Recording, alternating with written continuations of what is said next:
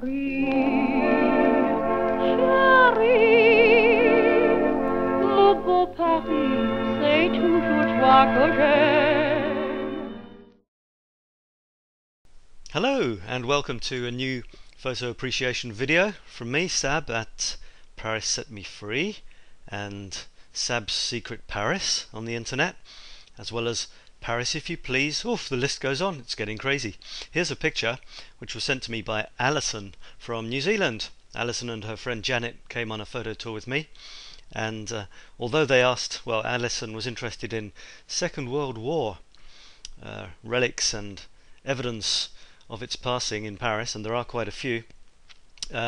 Sport seemed to play a fair bit of the day because it was the day of the Tour de France arriving on the Champs-Élysées, and as 2 or 4 or 5 of my war stories were on the Champs-Élysées and not so far from it, around Place de la Concorde and Rue de Rivoli, and that's where the cyclists were going, we had to change our plans slightly, and although we did the tour in the morning, and the cyclists were arriving in the afternoon, this shot was taken in the afternoon, so it wasn't with me, and you can see a marvellous shot of cyclists zooming past. What is that big church in the background? Oh yes, Notre Dame, which reminds me actually of a shot I took a few years ago now. You see this lamppost here, not this signpost here.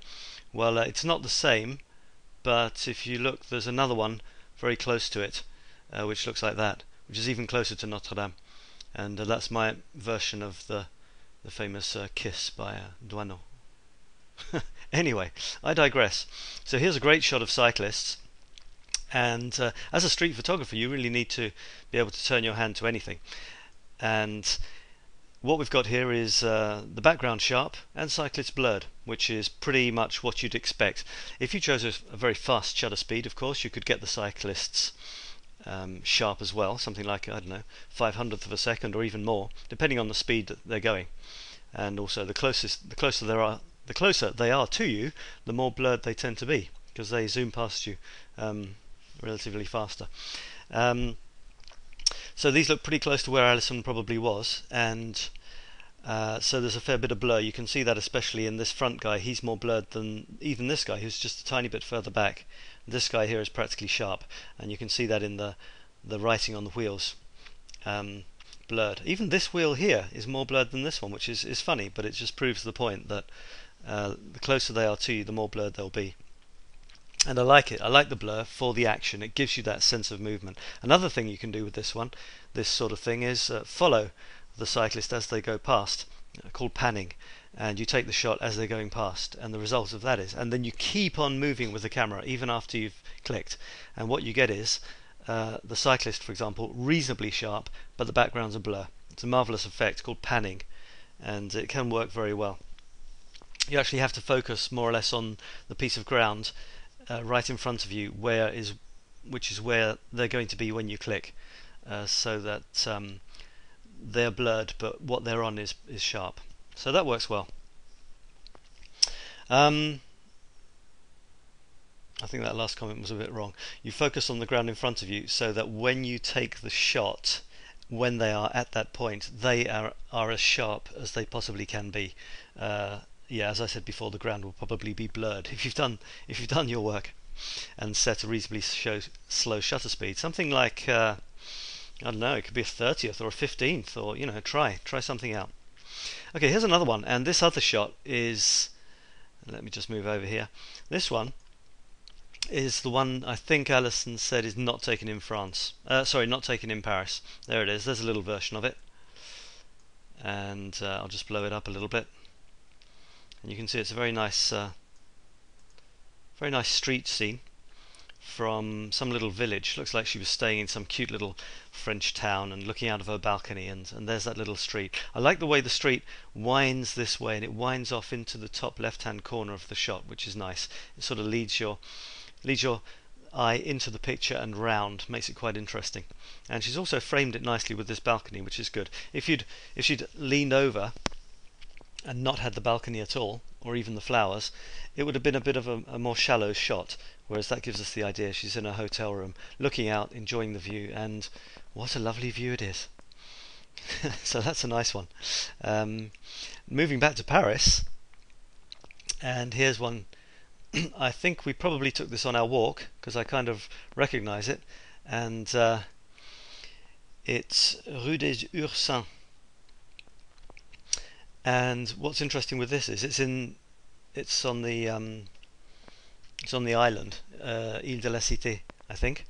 And what's interesting is you've got a dove here on the wall, actually in plaster on the wall, which is, it's not exactly typical of Paris. Well, Paris has loads and loads of things on the wall, but they often tend to be pictures of warriors or saints and things like that. But this is just a dove. And what you'll see around the corner, you can't really see it. It probably says Rue des Colombes. So colombe is French for doves. And in the old days, when people didn't read too well, they needed symbols to help them know where things were. So this might have been the route, the street with the dove on it, and that would be make more sense to people than reading because they couldn't. And the name itself probably came from an old pub sign or boutique sign which had a picture of a dove. So there you go. Another point of interest in this photo, if I just I'll zoom in a little bit. There's the dove. And up here is a bit of a curiosity. If you see there, it says Rue des Ursins, and here it says Rue d'Enfer, in an old kind of carved in plaque to the wall. You see this often in Paris.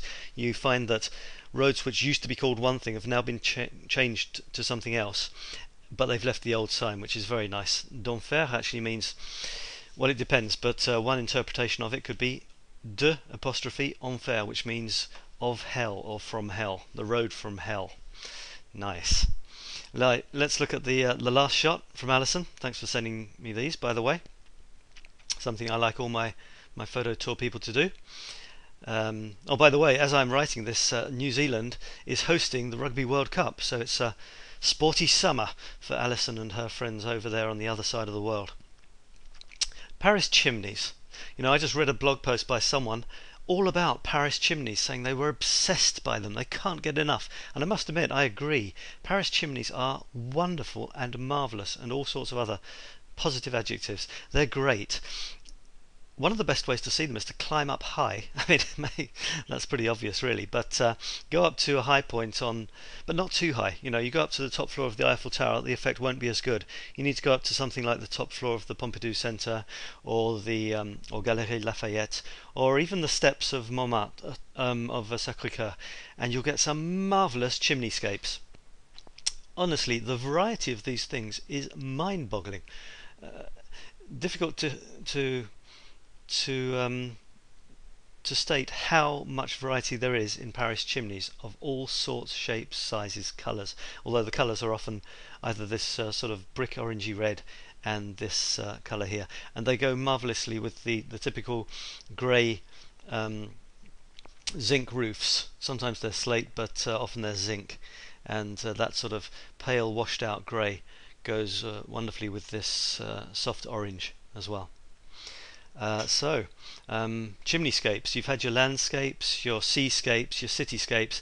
I must admit, I'm a bit of a fan of chimneyscapes. I might even exaggerate it more and take a shot where there's a whole, maybe twice as wide a shot of chimneys, but keep the height the same, or even bring it down to about here, and maybe just the top of these windows, and have a long panoramic picture of all sorts of different chimneys. It's pretty easy to do that in Paris because there's so many of them, and all the apartments are more or less the same height.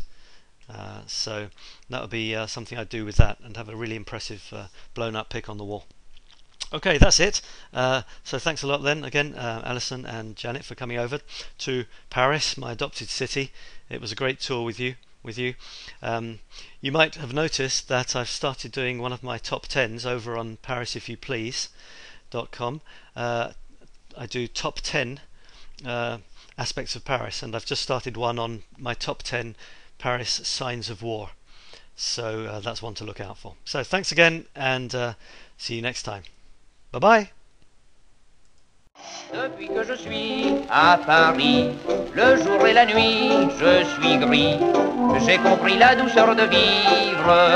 Je suis fou de joie, je suis ivre. Depuis que je suis à Paris.